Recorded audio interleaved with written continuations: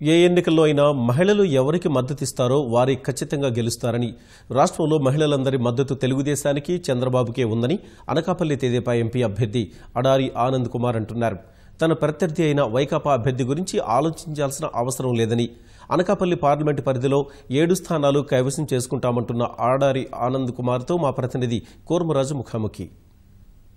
Anakapalli parliament నియోజకవర్గానికి Telugu Desam party నుంచి అడారి ఆనంద్ కుమార్ ప్రస్తుతం బరిలో ఉన్నారు. ఆయనకు సంబంధించి ఇప్పటికే మొత్తం ఈ 7 నియోజకవర్గాల్లో 7 అసెంబ్లీ సెగ్మెంట్లలో విస్తృతమైన ప్రచారం ఆయన ఒక దశ పూర్తయింది.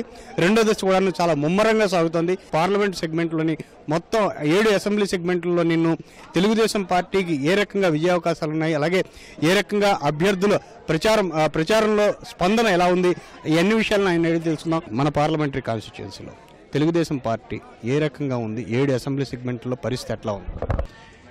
ఇక్కడ ప్రజల్లో ఉన్న చైతన్యం అన్నది ఈరోజు చాలా స్పష్టంగా తెలుస్తుంది.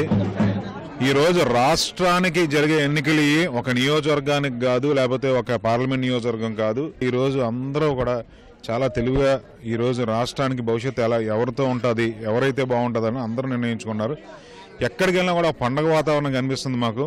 ముఖ్యంగా మహిళలు ఈరోజు ఎక్కడికి వెళ్ళినా కూడా మహిళలు అందరూ కూడా చంద్రబాబు నాయుడు గారు చేసిన పథకాలన్నీ కూడా ఈరోజు వాళ్ళు మనసులో పెట్టుకొని మమ్మల్ని ఆదరించి ఇళ్లలోకి తీసుకెళ్లి మాకు పూజలు చేసి మరీ పంపిస్తున్నారు. ఎక్కడికి వెళ్ళినా కూడా ఈ ఆదరణ చూస్తూ ఉంటే 7 నియోజకవర్గాలు కాదు, మొత్తం ఏపీ అంతా కూడా అందరూ చైతన్యవంతులాగా ఈరోజు రాష్ట్రానికి ఎవరు కావాలని అంటే చంద్రబాబు నాయుడే కావాలని. ఎవరు మహిళలు ఇంతకుముందు గతంలో ఏంటంటే అమ్మ ఎవరు కోటేస్తామంటే ఎదురుకుంటే అభ్యర్థి ఉంటే మీకే బాబు అనేవారు. ఇప్పుడు ఎవరు కోటేస్తామంటే ఇంకెవరికి చంద్రబాబు నాయుడుకి అంటున్నారు.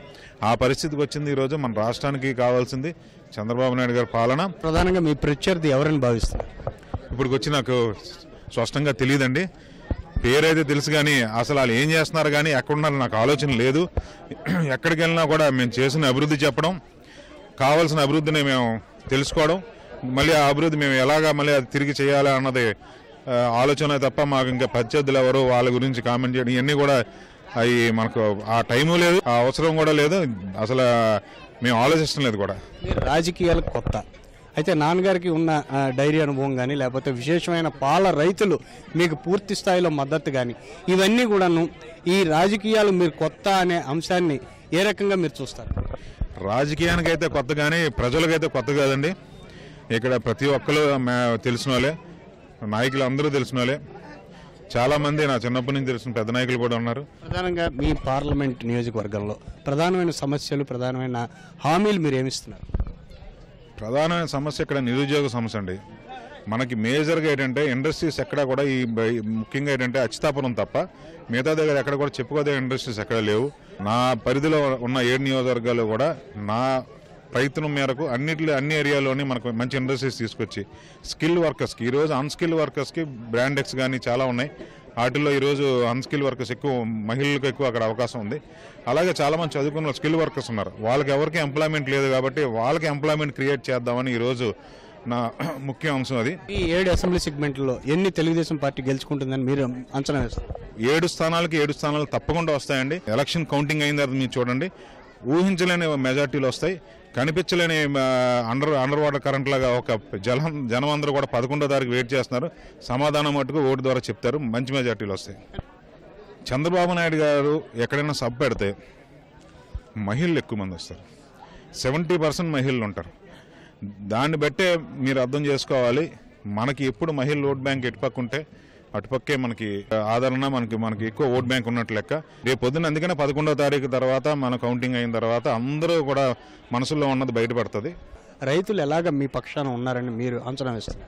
30 సంవత్సరాల నుంచి ఆడా తులసిరావు గారు రైతుల పక్కే అనేక సంక్షేమ పథకాలు కానీ రైతులకి ఒక నిర్దిష్టమైన ఎజెండా ఏం లేకుండా, ఒక మేనిఫెస్టో లేకుండా, ఒక గ్రామానికి ఏం కావాలన్నది ఆలోచించి ఆ గ్రామంలో బిల్డింగ్లు కావాలా, లేకపోతే స్కూల్ బిల్డింగ్ కావాలా, లేదంటే ఒక కళ్యాణ మండపం కావాలా, రోడ్డు కావాలా, ఇటువంటి ఇవన్నీ ఆలోచించి ప్రతిదీ కూడా ఈరోజు 30 సంవత్సరాల నుంచి రైతులకి చాలా దగ్గరగా ఉన్నారు.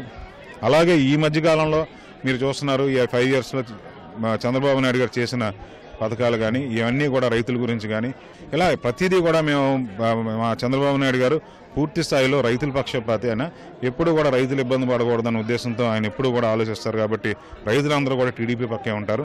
అందులో 7 జిల్లాల్లో ఈరోజు తులసిరావు గారు చేసిన పథకాలు కానీ చంద్రబాబు నాయుడు చేసిన ఎన్ని కూడా రైతులు ఎవరు మర్చిపోరు. అందరూ కూడా టీడీపీ పక్కనే ఉంటారు. కొన్ని సమస్యలు ప్రధానంగా అంటే ప్రతిపక్ష నేతలను కలుపుకోవడంలో కానీ, లేకపోతే వాళ్ళని మీ పార్టీ వైపు తిప్పుకోవడంలో కానీ, లేకపోతే మీలో ఉన్న గ్రూపులను పరిష్కరించుకోవడంలో కానీ అవి ఎంతవరకు మొదట్లో కొన్ని ఇబ్బందులు కనిపించాయి, ఇప్పుడు వాటి అలాగే ఉన్నాయి? అల్టిమేట్గా అండి మాదో కుటుంబం. తెలుగుదేశం పార్టీ అంటే ఒక కుటుంబం. ఒక కుటుంబంలో అన్నదమ్ములకి పొద్దున్నే ఒకలా ఉంటుంది, సాయంత్రం వేసరికి మామూలుగా కలిసిపోతారు. అది పెద్ద సమస్య కాదు. అది ఈరోజు ఎక్కడా కూడా మాకు మా పార్టీలో ఆ విభేదాలు ఎక్కడా లేవు. అందరూ కలిసే పనిచేస్తున్నాం. అందరూ కూడా ఈరోజు చాలామంది మీరు చూసారు, ఎక్కడ పెడితే అక్కడ జాయినింగ్లు జరుగుతున్నాయి. ఇవన్నీ ఏంటంటే చంద్రబాబు నాయుడు గారు కావాలని ఉద్దేశంతో, ఆయన ఉంటేనే సీఎం కింద ఉంటే బాగుంటుంది ఉద్దేశంతో ఈ రోజు నాడు చాలా జాయినింగ్లు అవుతున్నాయి. గ్రూపులు అంటారా ఎప్పుడు కూడా మా పార్టీలో లేవు. అవన్నీ చిన్న చిన్నవి, ఒక కుటుంబం కాబట్టి చిన్న చిన్నవి ఉంటాయి కానీ ఏం బయటికి ఎప్పుడు ఇలాగ ఎలక్షన్ వరకు ఉండదు. అది ఎలక్షన్ వచ్చేసరికి అందరూ కూడా కుటుంబంలో మేము పనిచేస్తాం. మిగిలిన విద్యావంతుల నుంచి మీకు స్పందన ఎట్లా ఉంది? చాలా బాగుందండి. ఒక స్కూల్, ప్రైవేట్ స్కూల్, పెద్ద స్కూలు, ఆల్మోస్ట్ 2500 పిల్లలు ఉన్న స్కూలు. వాళ్ళందరూ కూడా పర్టికులర్గా స్కూల్లో ఉన్న టీచర్స్ కానీ లేకపోతే వాలంటీర్గా వాళ్ళందరూ పేరెంట్స్ మీటింగ్ పెట్టుకుని సీక్రెట్గా ఈరోజు నాకు ఫోన్ చేయడం జరిగింది. సార్, చంద్రబాబు నాయుడు గారు రావాలి, ఆయన వస్తే కానీ భవిష్యత్తు ఉండదు, మీరు గట్టిగా ప్రయత్నించండి, తప్పకుండా 7 స్థానాలు విజయం ఉంటుంది. మాకుంది ఇన్ఫర్మేషన్. ఒక స్కూల్ టీచర్లు అలాగే అక్కడ స్కూల్లో ఉన్న పేరెంట్స్ అందరూ కూడా పేరెంట్స్ మీటింగ్ పెట్టుకొని మాట్లాడారంటే దాన్ని బట్టి అర్థం చేసుకోండి. మన రాష్ట్రానికి రైతులే కాదు, ఒక ఎడ్యుకేటెడ్ పీపుల్ కూడా పూర్తి స్థాయిలో ఆలోచించి ఈరోజు చంద్రబాబు నాయుడు గారు రావాలి అని ఆలోచిస్తున్నారంటే దాన్ని బట్టి మీరు అర్థం చేసుకోండి. మీ విజయం గురించి అంచనా ఏంటి? విజయం అండి, అది అంచనాలు ఏముండవు.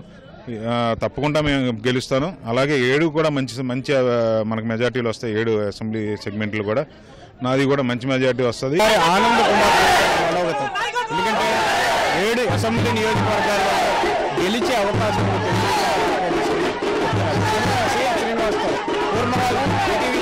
విశాఖపట్నం జిల్లా.